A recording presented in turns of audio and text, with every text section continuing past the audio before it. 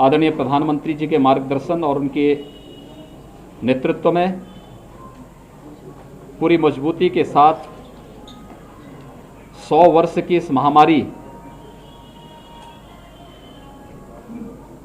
को मजबूती के साथ मुकाबला किया जा रहा है और उसके अपेक्षित परिणाम भी सामने आ रहे हैं। प्रदेश के अंदर भी हम लोगों ने कोरोना महामारी के खिलाफ जो अभियान चलाया है, देश के अंदर सबसे बड़ी आबादी का राज्य होने के नाते उत्तर प्रदेश के सामने चुनौती भी सर्वाधिक थी, लेकिन आदरणीय प्रधानमंत्री जी का मार्गदर्शन, भारत सरकार का सहयोग, जनप्रतिनिधियों की हमारी सक्रियता, शासन के मार्गदर्शन में हमारे जिलों की टीम ने जिस युद्ध स्तर पर कार्य प्रारंभ किया, आज उसका परिणाम है कि जिस प्रदेश के बारे में आशंका व्यक्त की जा रही थी कि 25 अप्रैल से 10 मई के बीच में उत्तर प्रदेश में प्रतिदिन 1 लाख पॉजिटिव केस आएंगे और उत्तर प्रदेश की स्थिति देश के अंदर सबसे भयावह रहेगी, उस उत्तर प्रदेश ने पिछले 20 दिनों के अंदर, यानी 30 अप्रैल को हमारे पास जो कुल एक्टिव केस थे, जो हमारे पास सर्वाधिक केस आए थे, पॉजिटिव केस, वह 24 अप्रैल को आए थे 38,055 और ये आशंका थी कि प्रतिदिन 1 लाख केस आएंगे। 38,000 के बाद हम लोग उसको घटाते घटाते नीचे आने में सफल हुए। आज 7,700 के आसपास पॉजिटिव केस उत्तर प्रदेश के अंदर आए हैं। एक्टिव केस के बारे में जो आशंका व्यक्त की जा रही थी कि देश में और दुनिया में सर्वाधिक होंगे और 30 अप्रैल तक इसमें बढ़ोतरी जरूर हुई क्योंकि हमारी पॉजिटिविटी ज़्यादा थी, रिकवरी कम थी, और 30 अप्रैल तक आते आते ये संख्या 3,10,000 तक तो पहुंची थी। लेकिन पिछले 20 दिनों के अंदर जो बृहद अभियान चला है ग्रामीण क्षेत्र में, शहरी क्षेत्र में, आज उसका परिणाम है कि पिछले 20 दिनों के दौरान 2,04,000 एक्टिव केस प्रदेश के अंदर कम हुए हैं, यानी इतनी रिकवरी हुई है और वे लोग अपने घरों को वापस जा चुके हैं या घरों में सुरक्षित हैं। इसके लिए हमें टेस्ट करने पड़े। देश के अंदर सर्वाधिक टेस्ट करने वाला राज्य उत्तर प्रदेश है। 4,62,00,000 से अधिक टेस्ट उत्तर प्रदेश के अंदर अब तक संपन्न हो चुके हैं। 1,60,00,000 से अधिक लोगों को हम लोगों ने अब तक वैक्सीन दिया है।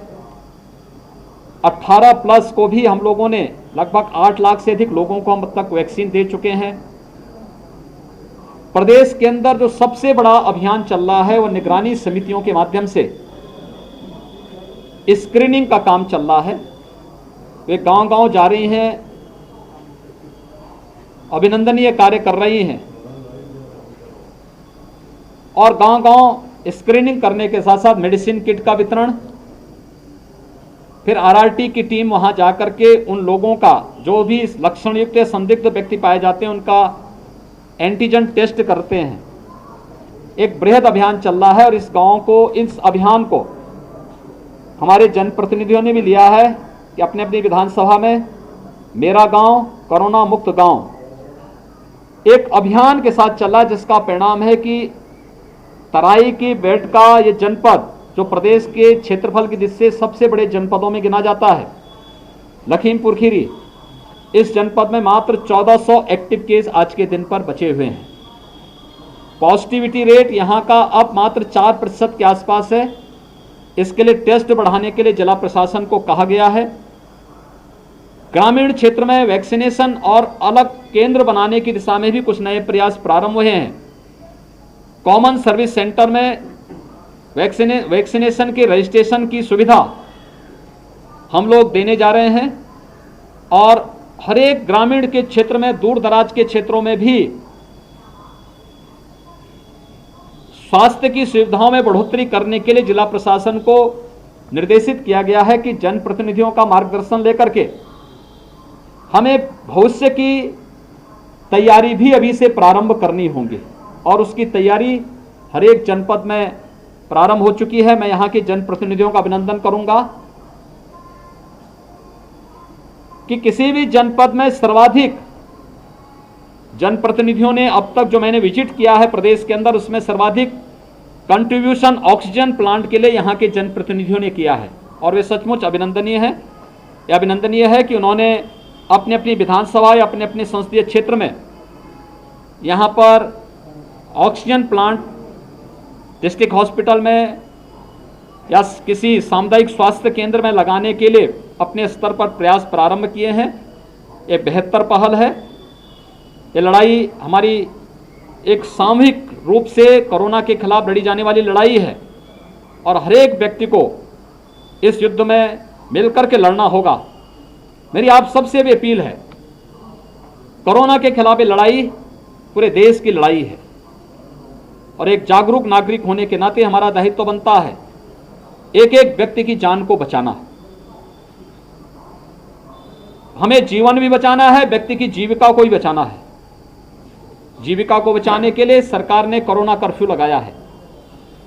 उद्योग चले, सामान्य गतिविधियां हमारी यहां पर चलायमान रहें, किसी प्रकार की कोई समस्या यहां पर न हो, इसके बारे में हम लोगों ने एक व्यवस्था की है। उद्योगों में कोविड केयर सेंटर और कोविड हेल्प डेस्क बनाने की कार्रवाई, गरीबों को मुफ्त में राशन की व्यवस्था, प्रधानमंत्री गरीब कल्याण पैकेज से कल से प्रदेश के अंदर 15 करोड़ लोगों को मुफ्त में राशन की व्यवस्था प्रारंभ हो चुकी है।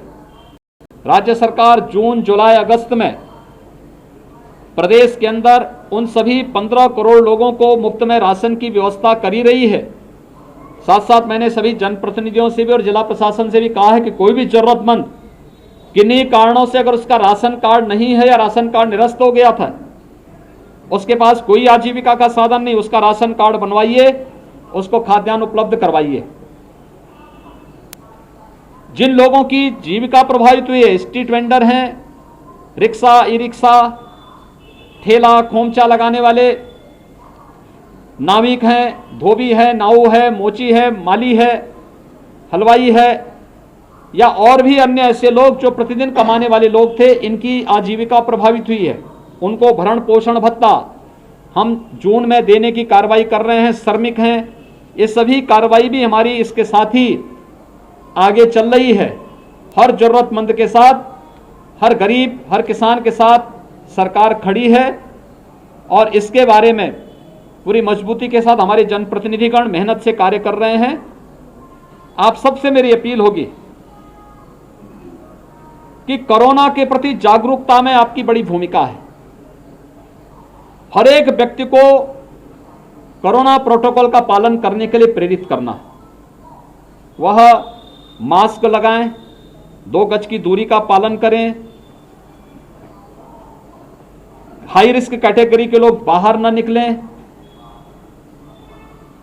शेष अन्य लोग भी जरूरत पड़ने पर ही आवश्यक कार्य हो तो ही घर के बाहर निकलें, अन्यथा घर के बाहर न निकलें।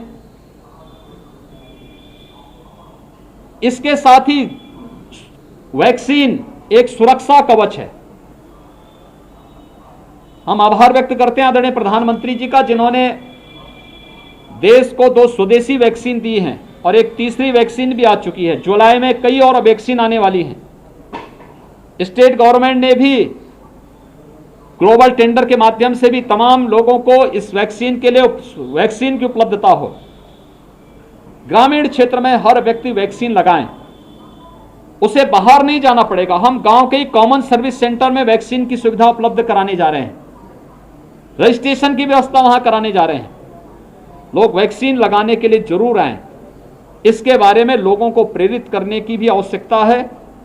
हमारे जनप्रतिनिधि और प्रशासन तो कर रहा है, मीडिया भी अगर उसमें सहयोग दे सकेगी तो सफलतापूर्वक कोरोना के खिलाफ इस देश की लड़ाई को हम आगे बढ़ा पाएंगे। बहुत बहुत धन्यवाद।